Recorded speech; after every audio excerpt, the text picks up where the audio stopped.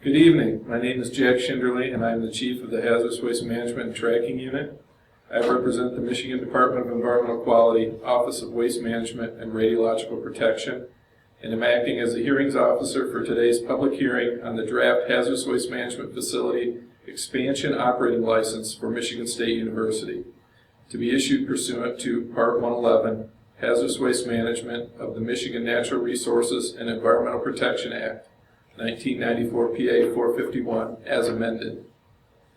At this time, I would like to introduce the DEQ staff present: Kimberly Tyson, the permit engineer; Joe Rogers, the geologist; Bill Yoakum, district inspector; Dee Montgomery, chief of the hazardous waste section; and Ginny Image, chief of the permits and corrective action unit. Today is Thursday, January 9th, 2014. This hearing is being started at 6:08 p.m. I would like to inform you that the draft license and other information is available on the DEQ website and here at the library.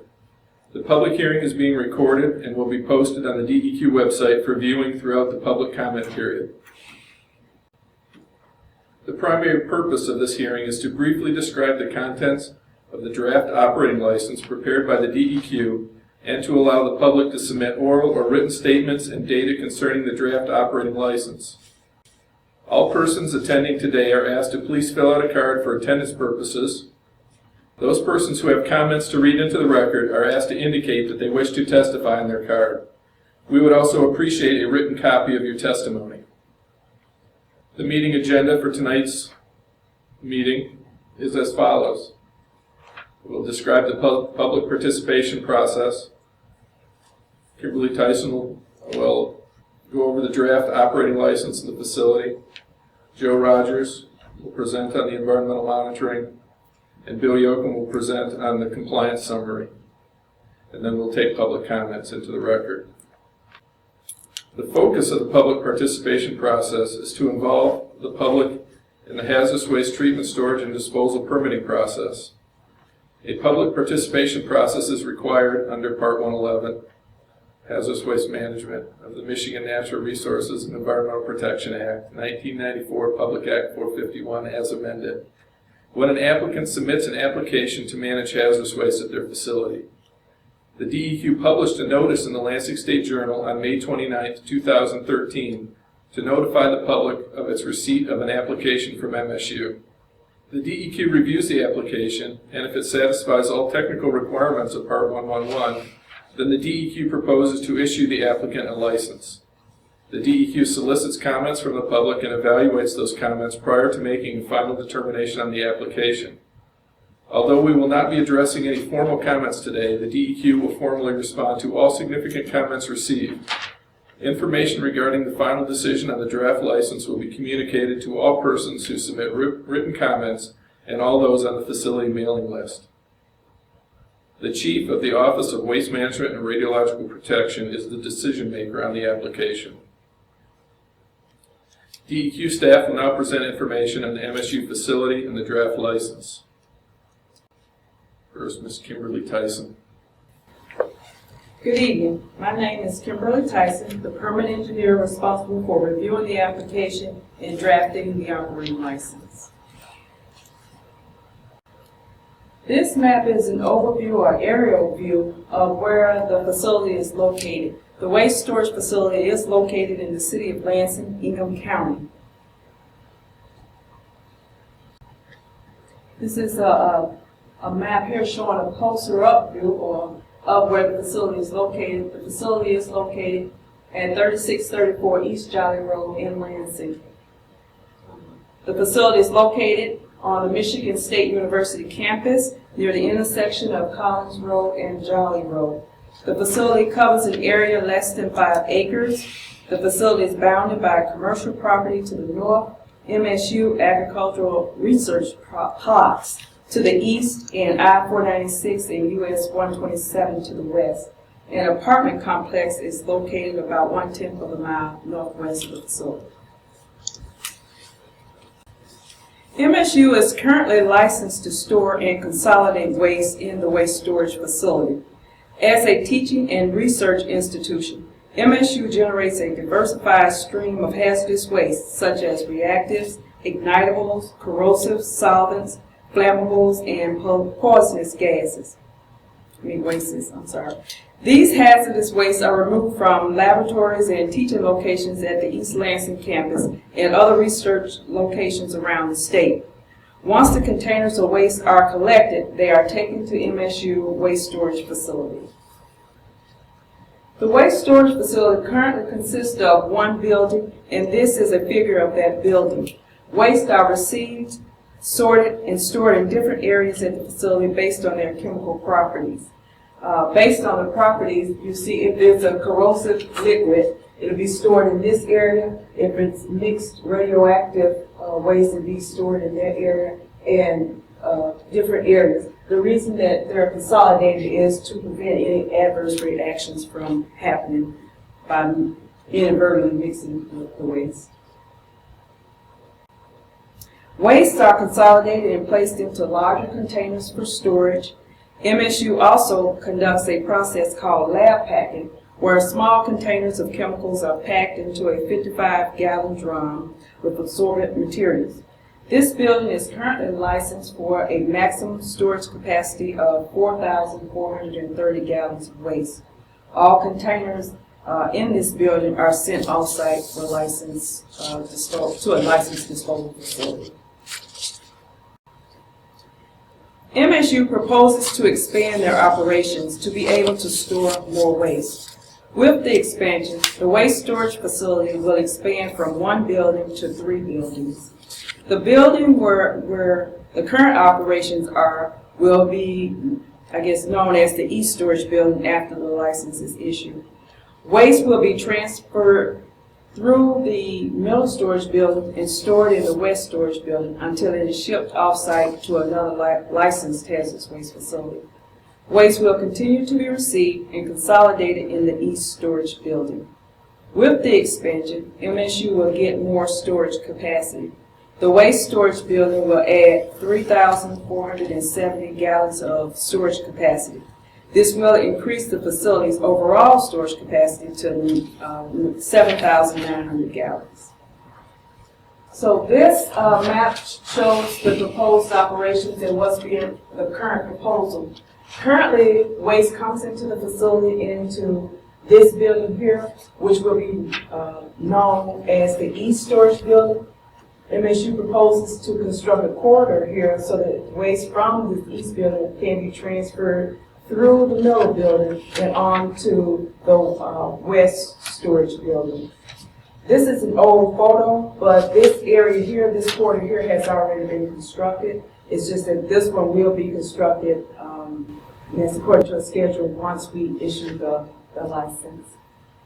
There will be one thing I want to point out too is there will be no storage or any consolidation activities taking place in the Middle Building. It will only be used as a conduit to get waste from the East Building to the West Building. This is a floor plan of the West Storage Building. When we talked about the waste coming through from the East Building to the West Building, it will come through here, although the map is labeled north, but actually the Middle Building is, here. And so the waste would come through here and ultimately get stored in this area designated for hazardous waste. And once they have enough storage quantity, it will be shipped off-site to another facility. The DEQ proposes to issue MSU a new operating license. This license is needed because MSU was not originally authorized to store hazardous waste in the West Storage Building. This license will be for a duration of 10 years. Conditions in Part 1 and 2 are our standard conditions, and they are found basically in every license that we draft. They cover general responsibilities, facility design, and operational requirements. Part 3 of the license are conditions specific to the construction of the new corridor and improvements to the secondary containment structures. These conditions require construction in accordance with the approved engineering plans and specifications, submittal of as-built plans after construction of the corridor, and certification that any cracks and gaps have been repaired and the floor coatings have been installed. Part 4 of the license identifies the areas where containers are to be stored, the types of waste and management activities in those areas, and the storage limitations of those areas. Part 5 discusses the requirements for the environmental monitoring program at the waste storage facility. Joe Rogers, the project geologist, will discuss this program after my presentation. MSU is subject to corrective action under Part 111. This means that should any releases of hazardous waste occur, they must be characterized and cleaned up. Part 6 specifies a process to address those releases. Part 6 also identifies the waste storage facility as a unit that must be investigated when MSU cease operations at that facility. Now we'll bring up Joe Rogers to talk about the environmental monitoring portion. Good evening. Joe Rogers. I'm a project geologist. Going to talk about environmental monitoring at our facility. The only media that is currently required to be monitored in the proposed to be monitored in the draft license is ambient air. The ambient air monitoring is per a plan approved by the Air Quality Division of DEQ, and it requires 10 discrete sampling events in a year during lab pack and container consolidation activities for volatile organic compounds. This is a map of the facility, and you can see up in the upper right-hand corner, which is the northeast corner of the facility, is where the samples are collected, and that's in presumed downwind location. And then the ambient air monitoring, the data is evaluated by the Air Quality Division, was submitted by MSU, and is compared to ambient air and or health-based standards. Since the monitoring has been initiated, no exceedances of standards have been detected. If there were a problem, then Air Quality would initiate additional investigation. The original previous licenses have required monitoring of groundwater, surface water, and soil at the facility, but as a result of some of the upgrades that Ms. Tyson talked about, all loading and unloading activities and storage and handling hazardous waste are now conducted indoors with no potential for release, and so these monitoring programs are no longer required. This is a map of the facility. Kim already talked about this, but the trucks are all loaded, unloaded inside this building and then moved through this building, which is now completely covered and contained inside. And then trucks can move into this garage to move product off the facility. So everything is now conducted indoors. So the groundwater monitoring waiver, initially groundwater was monitored in some of the previous licenses. It was granted, the waiver to remove the groundwater monitoring was granted on March 29, 2005, pursuant to our Rule 611, which allows for removal or waiving of groundwater monitoring if all treatment, storage, and waste handling activities take place inside or under structures that provides protection, precipitation, and water. The surface water monitoring on the east side of the facility, there's a small drain called the Manza drain. Surface water monitoring was required in previous licenses. And monitoring, a waiver of that monitoring was granted as part of our renewal in 2010 of the license. And again, it was determined not to be required due to all storage handling activities, loading and unloading done indoors. The facility had done soil monitoring just outside the area where trucks unloaded, and that is what's in the current license. But with this new draft license, there's a waiver proposed to be granted, again based on Rule 611.4, which allows for waiving the soil monitoring requirement in order to demonstrate that monitoring is not required, and they're demonstrating that by having all operations and loading and unloading indoors. It's important to note that additional investigation, resumption of groundwater and soil or surface water monitoring would be required in the unlikely event if there were release of hazardous waste constituents to the environment at the facility. And this additional investigation and monitoring would be implemented via the corrective action requirements of the license that Ms. Tyson filed. And then one other item to note is that soil monitoring is required to be required at closure of the facility when the facility is closing at many locations around the facility to certify that no releases have occurred during the operational life of the facility, and if any contamination is documented to be present during this sampling, then additional investigation or remediation would be required, again, via the license corrective action requirements. Now, Mr. Yokin is going to talk about facilities compliance history. Thank you, Joe. I'm Bill Yoakum, I'm the Hazardous Waste Compliance Inspector with the Lansing District Office. I've conducted inspections at the facility since about 1996. I'm going to provide an overview of the inspection process and compliance history. The DEQ Office of Waste Management and Radiological Protection staff conduct unannounced or short notice hazardous waste compliance inspections at both the Michigan State University campus and at the waste storage facility. MSU campus operates as a hazardous waste generator with earned exemptions from Part 111 license requirements and is regulated as a separate entity from the waste storage facility. The waste storage facility is also inspected by United States Environmental Protection Agency staff. Historically, the facility was inspected about 4 times a year. In recent years, 1 of the 4 inspections has been led by US EPA. US EPA, accompanied by DEQ staff, conducted an inspection of the waste storage facility on January 8, 2014. The current DEQ hazardous waste work plan projects 1 additional state inspection in fiscal year 14. The DEQ Air Quality Division also conducts inspections at the waste storage facility on a regular basis pursuant to an air quality renewable operating permit, which covers campus facilities as well. If anyone has questions about the air quality permit or the inspections that they do, you can contact Michael McClellan at 517-284-6637. Routine hazardous waste inspections at the facility evaluate compliance with operating license conditions and requirements of Part 111.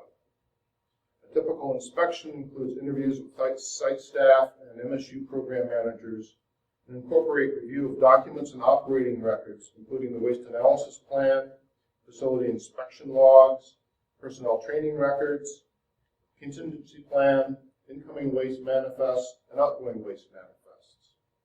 A site walkthrough is conducted to assure proper management of waste and waste containers, secondary containment, and emergency equipment. General site conditions are observed and new construction is monitored to ensure consistency with license submittals and Part 111 storage facility and generator requirements. Inspections are documented using standard checklists and photographs. The facility has had an excellent compliance history during the past licensing period. We now intend to move into the formal comment portion of the hearing. After formal comments on the draft license have been heard, the hearing will be closed. However, after the close of the hearing, DEQ staff will be available to answer any questions that you may have on the draft license of the facility. This is not the only opportunity to provide comment. The comment period on the proposed license will remain open until January 23, 2014. All comments must be received in writing to the office by 5 p.m. on January 23, 2014 to receive consideration. Comments may be submitted by the U.S. mail to Ms. Kimberly Tyson, Office of Waste Management and Radiological Protection, Michigan Department of Environmental Quality, P.O. Box 30241, Lansing, Michigan 48909, or by electronic mail to tysonk@michigan.gov, tysonk@michigan.gov. I will then invite the other speakers to approach and provide testimony. When making your comments, please first state and spell your name and then proceed with your comments. Please limit your comments to 5 minutes. We would appreciate a written copy of your comments before you leave. As I see nobody wishing to testify, I would like to take this opportunity to present the information on where to send further comment and find additional information, including the video of today's hearing. I will now formally close this hearing at 6:30 p.m. Thank you for attending.